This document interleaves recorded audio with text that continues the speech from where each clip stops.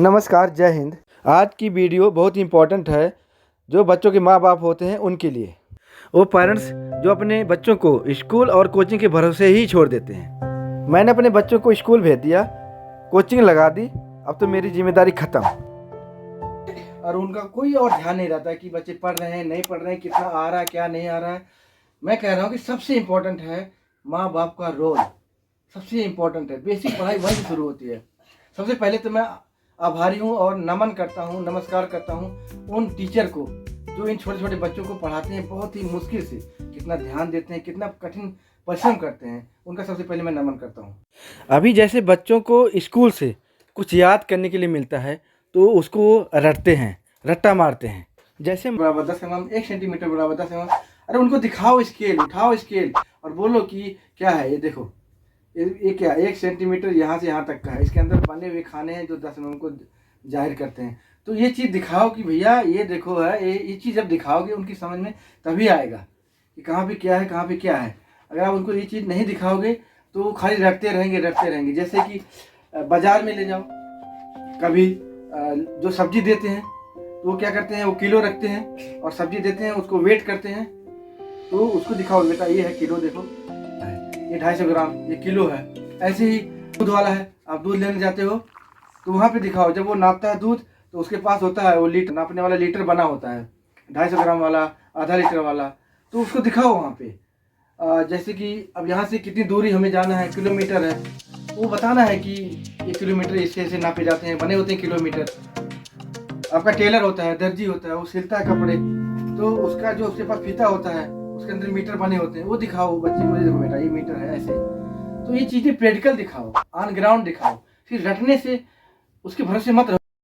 अच्छा एक बात और, जैसे कि बच्चों का मन बहुत ही चंचल होता है, तो कहीं भी कुछ भी बोल दो उनको तो थोड़ा करेंगे, फिर कूदेंगे, खा देंगे और कुछ समझ में आएगा कुछ नहीं आएगा। मतलब बहुत ही चंचल होता है, सबको पता है बच्चों का दिमाग बहुत ही चंचल होता है। एक बार दिन में शाम को, सुबह तो स्कूल चले जाएंगे टाइम नहीं मिलेगा, शाम को सिर्फ 5 मिनट या 10 मिनट उनको बैठाना है और बोलना है कि ओम का जाप करो। ओम का जाप 10 मिनट कराना है, 5 या 10 मिनट डेली, जैसे भी वो करते हैं उनको कराना है 10 मिनट ओम का जाप। तो उससे क्या है, दिमाग बहुत अस्थायी होगा, शांत होगा। और ओम एक अच्छा चीज़ भी है। अगर ओम का जाप नहीं कर सकते तो खाली बस बैठा के शांति से बैठाओ। तो ये चीज़ें हैं। तो और क्या हो सकता है, जैसे कुछ चीजें हम बच्चों को घर में सिखा सकते हैं, जैसे ओनियन, पोटैटो, टोमेटो। जैसे जिन बच्चों के माता पिता कम पढ़े लिखे तो छोटी छोटी चीजें, ये सब तो कॉमन चीजें हैं, सबको हाँ कुछ आती कॉमन चीज़ें, जैसे मतलब बेटा ब्रूम लाओ, झाड़ू लेके आओ, तो उसको अंग्रेजी में बोल दो। मान लो जैसे पानी है तो उसको सीधे विल यू ड्रिंक वाटर बेटा, आप याद कर लो। और बच्चों के सामने पोटैटो, टोमेटो ऐसे 2-4 शब्द यार बोलोगे तो उनके दिमाग में भी वही चीज आएगा, तो वही चीज वो बोलेंगे अंग्रेजी में, है ना। दो चार वर्ड रोज सीखेंगे तो बहुत सारे सीख जाएंगे। हाँ ऑब्जर्व करना, हम जैसा करेंगे वैसा बच्चे करते हैं, देख ही देखो। अब मैं बच्चे पढ़ रहे हैं, मैं आके अगर मोबाइल चलाऊं तो बच्चे मोबाइल ही चलाएंगे, उनको ये लगेगा कि मेरे पापा मोबाइल ही, मैं भी चलाऊं मोबाइल। बच्चे सीधे बोलते भी तो हैं, आप क्यों नहीं पढ़ाई करते हो। हाँ सीधे ही बोल देते हैं, आप क्यों नहीं पढ़ाई करते हो। मैं मेरे को बोले आप भी पढ़ाई करो। उनको ये थोड़ी पता है कि पापा क्या कर रहे हैं, क्या किए हैं, पढ़ लिए हैं या ये चीज नहीं, वो तो हमको देखते हैं। तो हम पढ़ेंगे किताब उठा के, तो भी पढ़ेंगे। या आपको मोबाइल चलाना ही तो आप क्या करो, दूसरे रूम में चले जाओ। कुछ चीजें जैसे घर में भी करना है, जैसे पानी गर्म हो रहा है तो वो पानी गर्म हो रहा है, भाप बन रही, तो वो चीज़ें बच्चों को दिखानी है और बताना कि बेटा देखो ऐसे गर्म हो रहा है, ये भाप बन रही है, फिर ये वाष्प बनकर ऊपर उठेगा, फिर इससे बादल बनेंगे, पानी जो वाष्प में बदलेगा, फिर बारिश होगी। और कभी कभी बच्चों को अगर कोई चीज़ बॉयल हो रहा है, जैसे आप आलू बॉयल कर रहे हो, ढके हो, तो वो जो भाप बनती है तो ऊपर नीचे बर्तन होता है, वो चीज़ें बच्चों को दिखानी है कि देखो बेटा ऐसे ऐसे होता है। ऐसे ही तो एक जो बच्चा था जेम्स वाट, उसने ऐसे ही तो देख करके इंजन का आविष्कार किया था, ऐसे देख करके इंजन का आविष्कार किया था जेम्स वाट जी। तो वही चीज बच्चों को प्रैक्टिकली दिखाना है, प्रैक्टिकली दिखाना है। अब जैसे मेट्रो ले गए, ट्रेन ले गए, ट्रेन जैसी कैसे चलती है, देखो कहाँ से बिजली का करंट आ रहा है, कहाँ से लगा हुआ है। मेट्रो देखो ये बैठा है तो क्या है, मतलब ऑब्जर्व करवाना है। आप समाज के साथ साथ बहुत सी चीजें सिखा सकते हो। जो ये लैंप है कैसे चल रहा है, यहाँ बैटरी लगी है तो ये यहाँ से तार लगे हैं, तार यहाँ जाएगा तो यहाँ करंट लगता है। ये चीजें भी ऑब्जर्व कराओ आप, है ना। बच्चे जब देखते हैं प्रैक्टिकली तो उसको पकड़ते हैं और माइंड में उनके थॉट आता है कि हम ऐसे ऐसे करें। ये स्विच मैंने क्या किया, ओपन किया, इस स्विच को ओपन किया, फिर इसके तार जोड़े मैंने, फेस और अर्थ दोनों इसके तार मैंने जोड़े। तो मैंने अपने बच्चे को ये चीज दिखाई कि देखो बेटा ये फेस आ रहा है, ये अर्थ आ रहा है, यहाँ से ऐसे कनेक्ट होता है तभी लाइट जाती है, स्विच ऑन ऑफ से, मतलब जरूरी नहीं वो सीख जाए, बट कुछ चीजें उसके दिमाग में आएंगी कि ये कैसे हुआ। जैसे क्वेश्चन था अभी पैरा ओलंपिक क्या है, अब बच्ची मेरे पास आई तो बोली कि ये क्या है पैरा ओलंपिक, ये पैरा ओलंपिक गेम ही क्यों होता है और गेम क्यों नहीं होते। तो मैंने कहा पैरा ओलंपिक अभी फिलहाल में आप लोगों को पता होना चाहिए कि 2024 में 29 मेडल इंडिया ने जीता है, जिसमें 7 गोल्ड, 9 सिल्वर और 13 ब्रॉन्ज पदक जीते हैं। तो मैंने बताया कि ओलंपिक की तरह पैरा ओलंपिक भी एक गेम इवेंट है जिसके अंदर सभी प्रकार के गेम कराए जाते हैं और इसके अंदर वो लोग भाग लेते हैं, हिस्सा लेते हैं, पार्टिसिपेट करते हैं जिसके अंदर शरीर में असमर्थता हो, मतलब शरीर से सामर्थ्य ना हो, जो डिसेबल्ड होते हैं वो लोग इसके अंदर पार्टिसिपेट करते हैं। तो ये चीज़ें बतानी है, अगर आपको नहीं पता है तो मोबाइल में देखिए, नेट से देखिए, लेकिन इसका खुलासा कीजिए। ऐसे ही कुछ चीज़ें जैसे लाल किला दिल्ली में है, इंडिया गेट दिल्ली में है, ताजमहल आगरा में है। अब इस चीज़ को अगर आप नहीं दिखा सकते उसे तो मोबाइल में दिखा दीजिए, नेट से दिखा दीजिए, उसके बारे में थोड़ा वर्णन कर दीजिए ताकि वो उन्हें समझ में आ जाए कि ये चीज़ है कहाँ कहाँ पे। और वो रटने से ज़्यादा अगर इमेज देखते हैं, उसकी चित्र देखते हैं, वीडियो देखते हैं तो उनको तुरंत याद हो जाएगा और वो भूलेंगे नहीं कभी। पढ़ने की तकनीक है और पढ़ाने की तकनीक है, इसे थोड़ा एडवांस लाओ, एडवांस लेवल में लेके आओ। जैसे इसको टीचर बनाओ, इसको कहो कि तुम टीचर हो, इसको बनाओ स्टूडेंट। अब ये टीचर एज ए टीचर इसको पढ़ाएगी तो ये इसी गलतियों को पकड़ेगी और बोलेगी कि तू ये गलती कर रही है, वो गलती कर रही है, ऐसे पढ़ वैसे पढ़।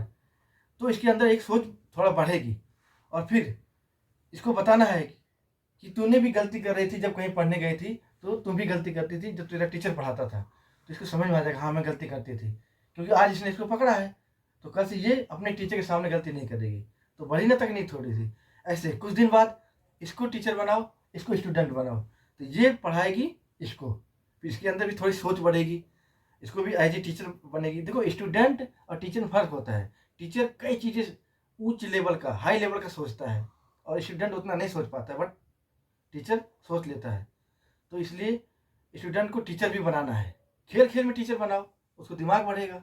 ठीक, जैसे कि बच्चे जब स्कूल जाते हैं तो उनका पानी भरते हैं, जब इसे पानी भरते हैं इसमें इसको चेक करो, क्योंकि एक बच्चे के बोतल में अंदर कीड़े आए थे और माँ बाप भर देते थे पानी और ध्यान नहीं देते थे। एक दिन उसके अंदर कीड़ा मिला, अब वो ऐसे निकालता और पी लेता, कीड़ा अंदर जाता। तो कभी भी पानी जो है जब देना है बोतल में तो उसको ध्यान देना है, साफ करना, देखना है। उसके बाद जो है जब बच्चे स्कूल से आते हैं तो चेक करना है बच्चे ने पानी पिया कि नहीं पिया। बच्चे पानी नहीं पीते, जाते हैं ऐसे आ जाते हैं, इससे क्या है बहुत बड़ी बीमारी होती है। पानी बहुत इंपॉर्टेंट चीज़ है। लड़की को भी देखना है कि इसका फिजिकल स्टेमिना कितना है, चाहे लड़का हो चाहे लड़की है, सब बराबर है। ले जाओ पार्क में, ले जाओ ग्राउंड में ले जाओ और इनको देखो क्या इंटरेस्ट क्या उसके अंदर है।